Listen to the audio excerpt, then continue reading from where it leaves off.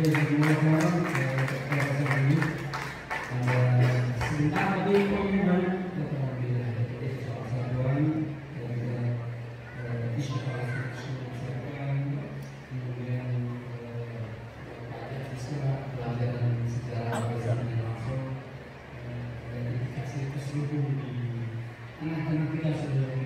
ingin merasa Indonesia dengan Israel wujud dan dari persatuan nasional di Palestina sendiri.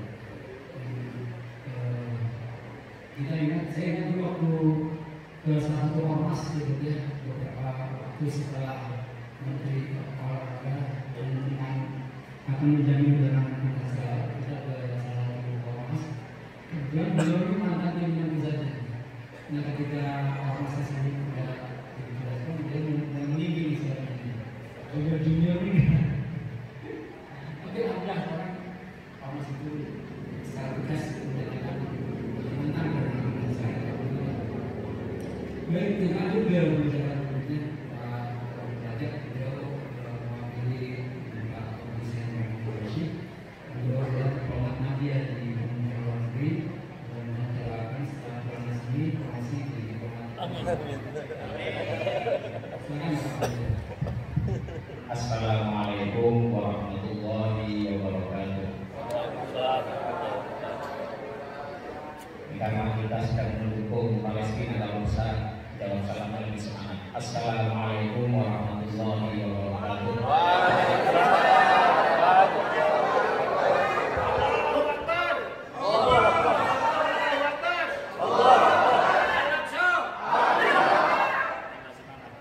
Alhamdulillahi wa kafa, wassalatu wassalamu ala rasulillahi mustafa wa ala khatamihim al-mustafa nabiyina wa maulana Muhammadin wa ala alihi wa ashabihi wa man ihtada bi hadihi min ahli sidqi wal wafa.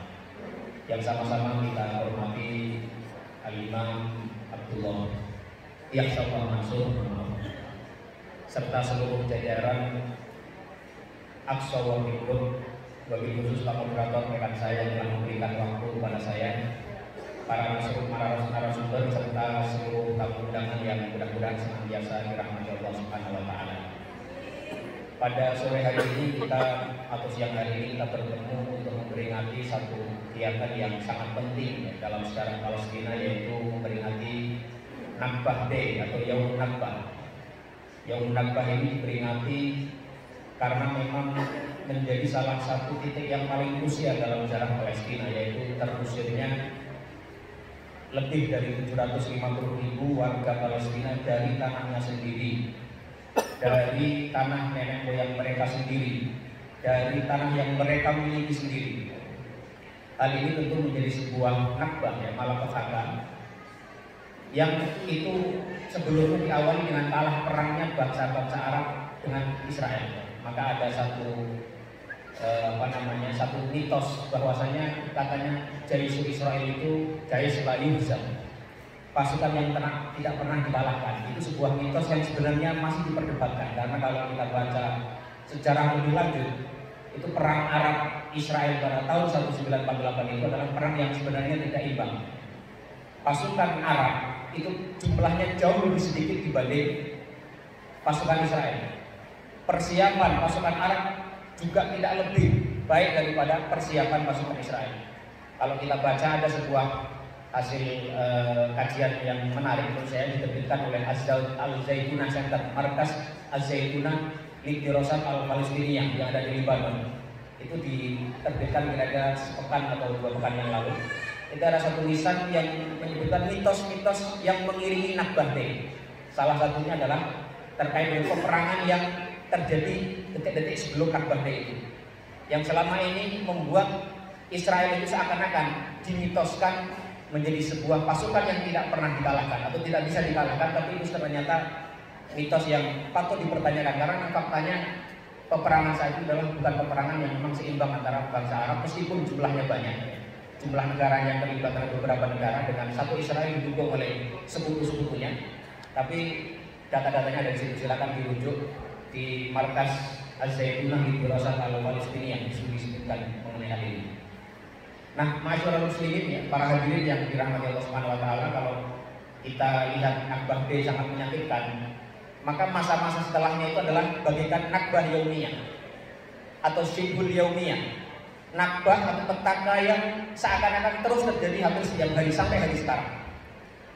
Kalau kita lihat statistik ya, pada tahun 2022 itu orang-orang Palestina yang syahid, yang terbunuh oleh Israel itu mencapai kurang lebih 176, dan itu angka yang tertinggi dalam 5 tahun terakhir. Yang lebih nestapa lagi adalah pada tahun 2023 hingga pertengahan Mei ini, jumlah warga Palestina yang meninggal akibat perlakuan Israel itu sudah mencapai 150 lebih, padahal belum mencapai setengah tahun dari tahun 2023. Jadi ada kenaikan yang sangat signifikan di angka orang-orang Palestina yang meninggal akibat pelanggaran yang dilakukan oleh Israel. Dan pelanggaran itu dilakukan banyak sekali, bukan hanya dalam soal pembunuhan, bukan hanya soal perampasan properti, bukan hanya penggusuran tanah, bukan hanya penambahan settlements, pemukiman baru, bukan hanya penyiksaan, bukan hanya penembakan, tapi hampir setiap hari ada Nakbah Yaumiyah, petaka, malah petaka yang hampir tiap hari terjadi dan dilakukan oleh Israel. Karena itu menjadikan hari Nakbah sebagai sebuah peringatan yang ini juga tadi disinggung ya beberapa kali oleh para narasumber, bagaimana PBB pada tahun ini untuk pertama kalinya memperingati hari Nakbah itu setelah ada rekomendasi dari sebuah komite Komite on the Exercise of the Inalienable Rights of the Palestinian People. Itu komite yang menangani hak-hak asasi bangsa Palestina, rakyat Palestina, itu membuat sebuah rekomendasi kepada sidang umum PBB. Akhirnya sidang umum PBB pada November 2022 kemarin mengamanatkan diselenggarakannya peringatan Nakbah Day. Dan ini adalah salah satu dari sekian banyak perkembangan positif yang bisa saja mengubah kedepannya perjalanan dari isu Palestina. Meskipun demikian, ada hal-hal perkembangan positif lain yang kita dapat amati ya dari dunia internasional terkait isu Palestina. Juga misalnya disahkannya juga pada akhir 2022 mengenai adopsi untuk permintaan advisory opinion dari ICJ, International Court of Justice, terhadap aktivitas pelanggaran yang dilakukan Israel di Palestina. Dan ini akan menjadi hal yang penting juga. Kalau nanti sampai ICJ memberikan putusan bahwa Israel betul-betul melakukan pelanggaran hak asasi manusia terhadap Palestina, ini juga menjadi tekanan yang bisa menguntungkan bagi isu Palestina ke depannya. Tetapi pada saat yang sama ada banyak perkembangan negatif ya yang boleh kita sesalkan atau kita anggap sebagai satu hal yang tidak menguntungkan bagi isu Palestina. Misalnya dalam beberapa tahun terakhir itu ada pertambahan yang signifikan di angka negara-negara Arab atau Muslim ya, negara-negara yang berpenduduk mazhab Muslim yang mengakui Israel dan melakukan normalisasi dengan Israel. Saat ini angkanya sudah mencapai 14 negara. Meskipun untungnya ya, kalau kita lihat Arab Index Poll ya, pada Januari 2023 kemarin, 84% dari rakyat atau warga negara-negara Arab yang negara-negaranya mayoritas itu juga mengakui Israel, mereka umumnya menolak hubungan dengan Israel. Jadi peran rakyat, peran masyarakat, peran NGO, peran lembaga kemasyarakatan itu sangat penting sekali dalam mendukung isu Palestina. Karena itu kami ya di Kementerian Luar Negeri dan saya pribadi juga sangat mengapresiasi apa yang dilakukan oleh Aqsa Working Group ini. Kita tahu Aqsa Working Group ini menjadi salah satu lembaga sosial kemasyarakatan yang sangat aktif, memiliki aktivitas-aktivitas yang sangat padat dalam mendukung isu Palestina. Tepuk tangan AWG. Dan mudah-mudahan AWG ini akan istiqomah ya. AWG istiqomah, dan selain istiqomah juga bisa melakukan ekspansi dalam arti sinergitas yang lebih luas dengan elemen-elemen lain yang bisa mendukung isu Palestina. Seperti narasumber sebelum saya, ya, Dr. Sarbini sudah menyinggung masalah ini ya. dan juga kebetulan hari ini juga yang menjadi narasumber ada juga dari kalangan Kristen di Palestina. Ini sangat menarik. Memang kita perlu ada sinergitas, perlu membangun kolaborasi bersama untuk mendukung Palestina. Tidak bisa satu lembaga, satu pihak mendukung tanpa melibatkan pihak-pihak lain. Ini sama juga dengan pesan yang sering disampaikan oleh para pemimpin kita. Kalau kita bertemu dengan para pemimpin Palestina, bahwa masyarakat Palestina harus bersatu. Salah satu pesan yang sering disampaikan oleh presiden kita, oleh wakil presiden kita sejak zaman yang sebelumnya juga sekarang, itu kalau ketemu dengan pejabat Palestina hampir selalu menyampaikan pesan agar mendorong rekonsiliasi antar faksi-faksi Palestina. Tanpa persatuan, maka kemerdekaan Palestina yang diharapkan itu akan tidak mudah, bahkan jauh lebih sulit untuk kita capai dibanding kalau mereka bisa bersatu di dalam, dan ada persatuan juga di luar dari pihak-pihak yang mendukung Palestina. Maka itu mudah-mudahan akan mempercepat kemerdekaan, kedaulatan yang dicapai oleh bangsa Palestina.